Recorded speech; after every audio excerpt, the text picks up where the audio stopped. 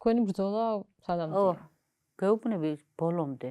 დედას ვერაფერი ვერ შეაშინებს, გაორმაგებული ენერგიით ვართ და ყველა დედებით რომ ერთად ჩატიც გვაქვს, ყველას ერთი აზრი აქვს, ეტყობა ესე ხდება ბუნებაში. არანაირი შიში და ბრძოლა ბოლომდე. მაინც სადღაც გონებაში უშვებთ, რომ შეიძლება ამ წლების გატარება მოუწიოს რეალ ციხეში. არა. ესენი რომ შეცდომებს უშვებენ, ესე იგი კარგად არ აქვთ საქმე. არა, ამდენი ხალხის გარეთ გამოსვლა არ ჩაებლის უკვალოდ, არ არსებობს.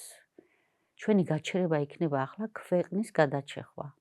სახში მივალთ სამსახურიდან, მოუწესრიგებდებით და მოვდივართ, ჩვენ სახში ვერ დავჯდებით. სირცხვილი იქნება, რომ ჩვენ სახში დავჯდეთ. და ეს მაძლევს იმედს, იმიტომ ხალხი ჩვენ არ ვართ იმ გენეტიკის ხალხი, რომ ასე იოლად დავთმოთ ქვეყანაო და ძალიან ბევრი ვიბრძოლეთ ხომ ჩვენ წინაპრებმა. სხვათა შორის ვიადის ზღაპრები იყო წინაპრების მოყოლა.